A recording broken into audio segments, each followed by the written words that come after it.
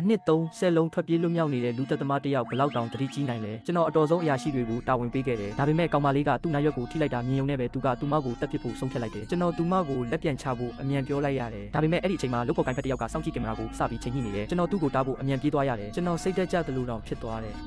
ဒါကတန်တရားရှိသူကိုမလွဲမသွေတန်တရားဝင်သွားစီမှာပဲထင်းတဲ့အတိုင်းပဲသူချက်ချင်းထွက်သွားတယ်ဒါနဲ့ကျွန်တော်ကောင်မလေးကိုတိုက်ခန်းအဆောက်အုံတစ်ခုစီသူ့နောက်လိုက်သွားဖို့ပြောလိုက်တယ်ဒါပေမဲ့တခုခုတော့မှားနေတယ်လို့ခံစားနေရတော့မယ်ဘာတွေမှားသွားလဲသိရအောင်စောင့်ကြည့်ဗီဒီယိုကိုအမြန်ပြန်စစ်ကြည့်လိုက်တယ်ထင်ထားတဲ့အတိုင်းပဲကျွန်တော်တို့ဘယ်သူမှသတိမထားမိတဲ့နေရာတစ်ခုမှာအဲ့ဒီလူကဓာတ်တစ်ချောင်းကိုတိတ်တဆိတ်ထုတ်ယူလိုက်ပြီးသူမရဲ့လက်ဘင်းကိုလှိဖြတ်ဖို့ပြင်ဆင်နေခဲ့တယ်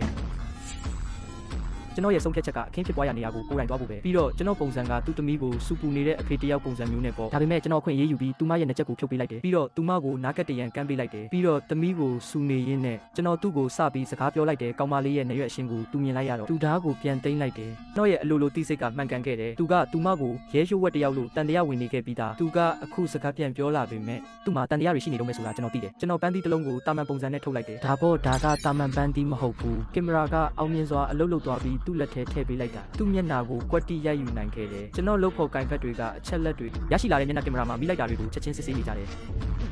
တောင်းပန်ပါတယ်ကျွန်တော်ရိုင်းဆိုင်တာမဟုတ်ပါဘူးသူထွေးထုတ်လိုက်တဲ့ပန်းသီးပုတ်ကအကောင်းစားကင်မရာတစ်လုံးနဲ့သူကျွန်တော်တို့ကိုတစ်ချိန်လုံးစောင့်ကြည့်နေမှန်းသိတယ်ဒါကြောင့်ကျွန်တော်ကအထက်ခလုတ်ကိုအရင်နှိပ်လိုက်တယ်ဒါပေမဲ့ကျွန်တော်ကသူ့ကိုမေးလိုက်တော့သူကပထမထပ်ကိုနှိပ်တယ်သူကကျွန်တော်တို့နေရာကိုပြန်သွားတာကိုကြည့်ချင်နေမှန်းကျွန်တော်သိတယ်ရဲအိုတယောက်ရဲ့အတွေ့အကြုံကိုအထင်မသေးပါနဲ့ကျွန်တော်နောက်မှာမျက်လုံးတွေရှိနေတာကိုခံစားမိပြီးသားကျွန်တော်ကောင်မလေးကိုပါဆယ်ထုတ်တစ်ခုနဲ့ကာခိုင်းတယ်ပြီးတော့အထူးကိရိယာတစ်ခုသုံးပြီးတော့ဖွင့်ခိုင်းတယ်လူသက်ချင်စိမ့်နဲ့တန်တရားဝင်နေတာကိုမနှဲဖြေရှင်းလိုက်ရတယ်နောက်တစ်နေ့မှာကျွန်တော်သူ့ကိုထပ်တွေ့တယ်ပန်းသီးကတကယ်ကိုအကူအညီကောင်းတစ်ခုပဲသူကကျွန်တော်ကိုတမင်ဆန်းတက်တယ်နောက်ဆိုင်တစ်ဆိုင်ကပိုစေးတက်တာတယ်လို့ပြောတယ်ဒါပေမဲ့ကျွန်တော်တို့ကအဲ့ဒီနေရာကိုစုံစမ်းပြီးသားကျွန်တော်ကအဲ့ဒီဆိုင်ကဈေးအကြီးဆုံးပဲလို့သူ့ကိုပြောလိုက်တယ်ပြဲတွေကိုလှည့်စားဖို့ဒီလောက်မလွယ်ပါဘူးသူကဈေးထဲမှာကျွန်တော်ကိုဆက်ပြီးစမ်းတက်နေတယ်ကျွန်တော်မေးခွန်းတိုင်းကိုပါနတ်စွာဖြေရှင်းခဲ့တယ်ပြီးတော့သူ့ကိုညစာစားဖို့ကျွန်တော်အိမ်ကိုဖိတ်ခေါ်ခွင့်ရခဲ့တယ်ပိုပြီးကြီးမားတဲ့စမ်းတက်မှုတစ်ခုကစတင်တော့မှာပါ